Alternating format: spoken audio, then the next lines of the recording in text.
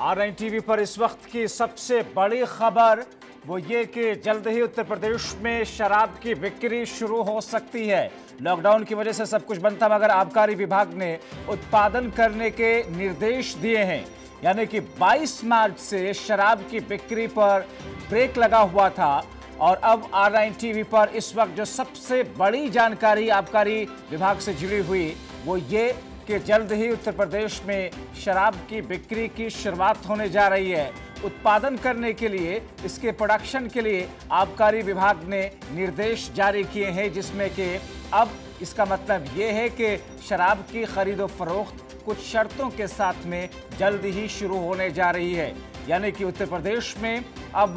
वो तमाम जगहें जहां पर शराब की बिक्री हो रही थी, कानूनी तौर पर कुछ ऐसे प्रावधान सरकार करने के लिए जा रही है कि अब वहां पर फिर से शुरू हो सके, क्योंकि इसका उत्पादन बंद था, अभी तक प्रोडक्शन बंद था, मगर अब प्रोडक्शन के लिए सरकार ने आबकारी विभाग की तरफ से इजाज़त दी जा रही है। यानी कि जो आबकारी महकमा है वो अब इस बात के लिए राजी हो गया है, इस बात के लिए तैयार हो गया कि अब शराब की खरीद फरोख्त के सिलसिले को आगे बढ़ाया जा सके। और जैसा कि इस वक्त सबसे बड़ी खबर R9 टीवी पर आप देख रहे हैं, जिसमें उत्तर प्रदेश सरकार की तरफ से, उत्तर प्रदेश आबकारी विभाग की तरफ से ये फैसला लिया गया है कि उत्पादन जल्द ही शुरू किया जा सके। आपको बताऊं कि लॉकडाउन की वजह से पिछले महीने यानी कि मार्च के महीने में 22 तारीख से इस पर प्रतिबंध था। हमारे सहयोगी और resident editor Harendra Chaudhary phone line के जरिए हमारे साथ जुड़ चुके हैं। हरेंद्र, क्या है पूरी खबर, तफसील से जरा विस्तार से बताइएगा। जबर, देखिए बताना चाहूंगा,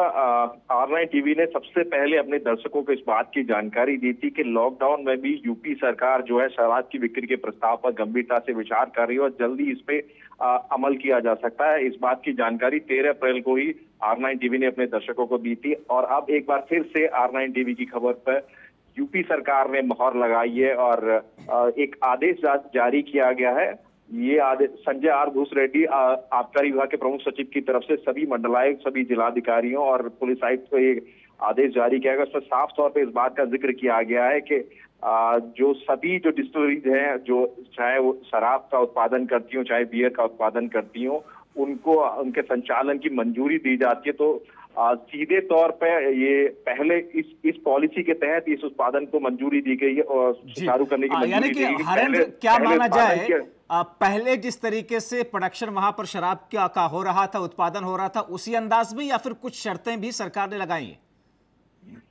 बिल्कुल, देखिए एक जो शासनादेश जारी किया गया उसमें साफ तौर पे इस बात का जिक्र भी किया गया है कि जो यूनियन गवर्नमेंट की तरफ से जो एडवाइजरी जारी की गई है लॉकडाउन पार्ट 2 के लिए, उसको फॉलो करते हुए, सोशल डिस्टेंसिंग और सैनिटाइजेशन की प्रक्रिया को फॉलो करते हुए सभी डिस्टिलरी में जो उत्पादन जो है शुरू किया जाएगा और इन सभी चीजों को जो एडवाइजरी का खास तौर पर ध्यान रखा जाएगा। और देखिए, जब बार अगर उत्पादन शुरू होता तो जाहिर सी बात है कि यूपी सरकार जो है लॉकडाउन में भी शराब की बिक्री का जो प्रस्ताव है उस पर आगे बढ़ने के लिए जो विचार जो कर रही थी, अब उस पर आगे बढ़ने की कोशिशें अब शुरू हो गई हैं। और चूंकि राजस्व बढ़ोतरी के लिए आबकारी विभाग में शराब बिक्री का उत्पादन और शराब का उत्पादन और उसकी बिक्री करना एक अपने आप में बहुत अहम भूमिका जो है राजस्व बढ़ोतरी के लिए रहती है। यही वजह कि लॉकडाउन में जिस तरह से तकरीबन 100 करोड़ रुपए रोजाना का राजस्व की हानि जो है यूपी सरकार को हो रही थी, इसको देखते हुए 13 अप्रैल को जो बैठक हुई थी मंत्रिपरिषद की, ज्यादातर मंत्रियों ने इस बात पर सहमति जताई थी कि जल्द से जल्द उत्तर प्रदेश में लॉकडाउन के दौरान भी शराब की बिक्री हरेंद्र, ये तो एक पार्ट रहा कि अब इसका उत्पादन शुरू होने जा रहा है, मगर इसकी सप्लाई को लेकर के आप कैसे लोगों तक ये शराब पहुंचेगी, कैसे इसकी बिक्री होगी, लोग कैसे इसे ले पाएंगे, क्या कोई गाइडलाइन है? बिल्कुल, देखिए जैसा हम अपने दर्शकों को बता रहे हैं कि अब पहले चरण में इसके उत्पादन को मंजूरी दी गई है और उसके बाद जिस तरह से 20 अप्रैल तक के लिए सख्ती के साथ लॉकडाउन पालन करने के लिए प्रधानमंत्री मोदी की तरफ से कहा गया और 20 अप्रैल को जब एक रिव्यू किया जाएगा उसके बाद कई रियायतें मिलने की उम्मीद है। और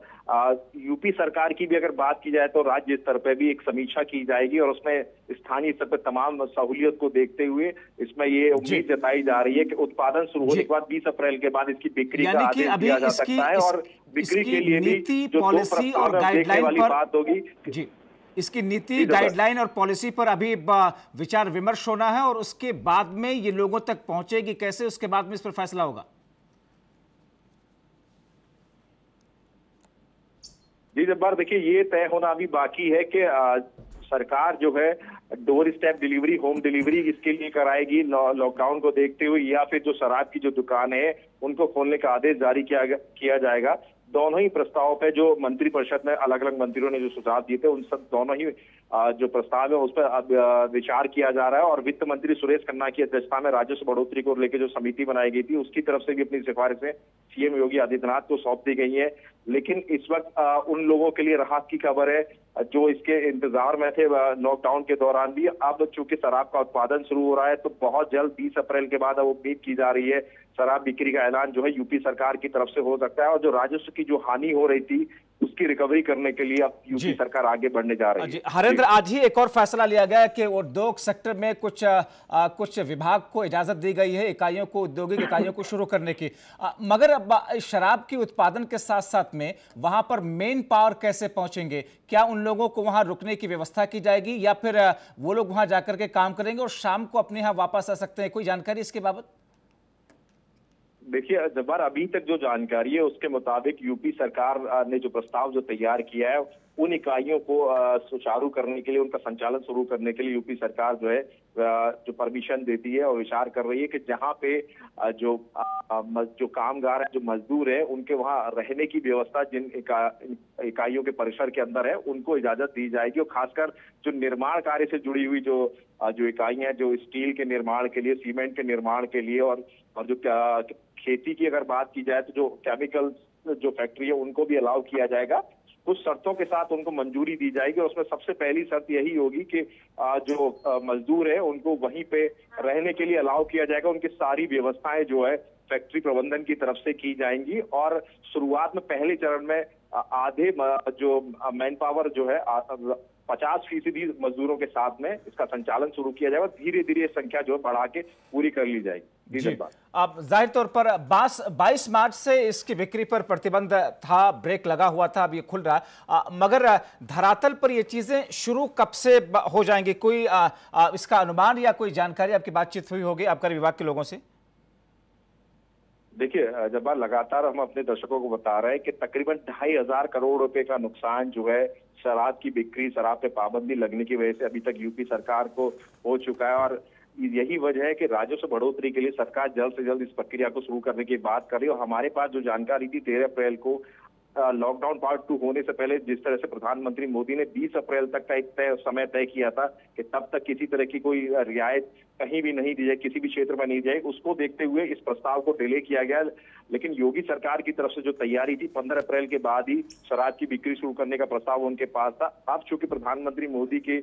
निर्देशों के अनुपालन में 20 अप्रैल के बाद ये संभावना जब्बार इस बात को लेके है कि यूपी सरकार जो है शराब की बिक्री शुरू करने के लिए आदेश दे सकती है। जी। और यानी कि ये माना जाए, इसकी संभावना है कि जैसे कुछ राज्यों में वैन के जरिए शराब डोर टू डोर भी पहुंचाई जा रही है, उत्तराखंड में बीच में इस किस्म के आदेश आए थे, कुछ वैसी व्यवस्था उत्तर प्रदेश में भी हो सकती है जैसे कि आज चाहे फूड हो, दूसरी चीजें हो जो कि डोर टू डोर डिलीवरी की जाती है? देखिए, सरकार के लिए दोनों पहलू बहुत मायने रखते हैं। न सिर्फ राजस्व बढ़ोतरी अपने आप में बेहद अहम है सरकार के लिए, बल्कि लॉकडाउन के दौरान जो एडवाइजरी है सोशल डिस्टेंसिंग की, उसका कहीं उल्लंघन न हो, इसको देखते हुए सरकार शराब की बिक्री को लेकर फैसला करेगी। और जिस तरह से डोर स्टेप डिलीवरी का जो प्रस्ताव कई मंत्रियों की तरफ से सीएम योगी आदित्यनाथ को दिया गया है, तो संभव है कि इस पे सरकार आगे बढ़ सकती है। और जहां तक शराब की दुकानों को खोलने की फिर से बात है, तो उसको लेके भी सरकार खासकर उन इलाकों में जहां पे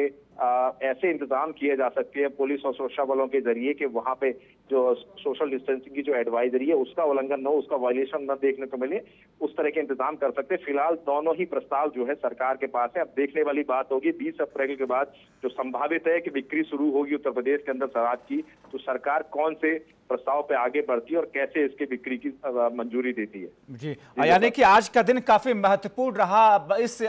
नजरिए से कि आर्थिक मोर्चे पर बेहतर कदम उठाने की शुरुआत एक तरीके से आज उत्तर प्रदेश में हुई है। इजाजत देकर के, रियायत देकर के, चाहे वो शराब की बिक्री का और उत्पादन का मामला हो या फिर औद्योगिक सेक्टर्स में कुछ इकाइयों की शुरू किए जाने की बात में, अब यानी कि माना यह जाए कि धीरे धीरे अब जिंदगी को पटरी पर भी लाने की एक कवायद सरकार कर रही है, खासतौर पर रेवेन्यू से जुड़े हुए मामलों में।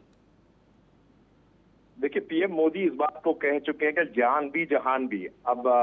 अब जो लॉकडाउन पार्ट 2 में उनके लिए जो मंत्र है, उन्होंने जो मंत्र दिया है सभी राज्य सरकारों के लिए, जान भी जहान भी, इसी पे आगे बढ़ते हुए ये जो सभी रियायतें और ये सभी जो मंजूरी लॉकडाउन में अलग अलग इकाइयों के संचालन को लेकर दी जा रही हैं, इसी उद्देश्य, उनका उद्देश्य यही है कि अब चूंकि लॉकडाउन के जरिए कोरोना को रोकथाम के लिए जो तमाम जरूरी उपाय जो किए जाने थे वो पहले कर लिए गए और सुनिश्चित करने की कोशिश की जा रही है कि जब तक ये लॉकडाउन है अगले 3 मई तक इसको यथावत रखा जाए। लेकिन साथ ही साथ चूंकि जनजीवन अस्त व्यस्त न हो और प्रभावित न हो, इससे कहीं भी आम जनमानस को कोई परेशानी न हो, इसको देखते हुए तमाम वो चीजें जो इसको बेहतर करने के लिए जरूरी है, इसको सुचारू बनाए रखने के लिए जरूरी है, उसको लगातार जो है योगी सरकार जो समीक्षा करके उनकी मंजूरी दे रही है और तय शर्तों के साथ में उनके संचालन की परमिशन दी जा रही है। जी हरेंद्र, यानी कि जहां पर कोरोना का संक्रमण का असर कम है वहां पर तो ये चीजें पूर्ण रूप से शुरू हो जाएंगी, मगर जो इलाके सील हैं, जो हॉटस्पॉट में आते हैं, वहां पर जो शराब के उत्पादन की जो कंपनियां हैं, फैक्ट्रियां हैं, क्या वहां के लिए भी कोई निर्देश है? देखिए जब्बार, इस बात को साफ करना चाहूंगा कि जो ऐसे इलाके हैं, जो संवेदनशील इलाके जिनको हॉटस्पॉट कहा गया और जहां सीलिंग की कार्रवाई की गई, वहां किसी भी तरह की कोई परमिशन नहीं दी जाएगी। और उन इलाकों में अगर कोई भी औद्योगिक इकाई या किसी भी तरह की मैन्युफैक्चरिंग अलाउ की जाती है तो उन इलाकों में उसको अलाउ नहीं किया जाएगा। वहां पे आवागमन पूरी तरह से प्रतिबंधित होगा और ये लॉकडाउन जब 3 मई तक अभी तक जो प्रस्तावित है वो तब तक ये पूरी सीमा जो है उसको सीलिंग के तहत ये सब कार्रवाई चलती रहेगी। ये जो परमिशन दी जाएगी उन इलाकों में दी जाएगी जहां लॉकडाउन तो है। चलिए, बहुत शुक्रिया हरेंद्र चौधरी इन तमाम जानकारी के लिए।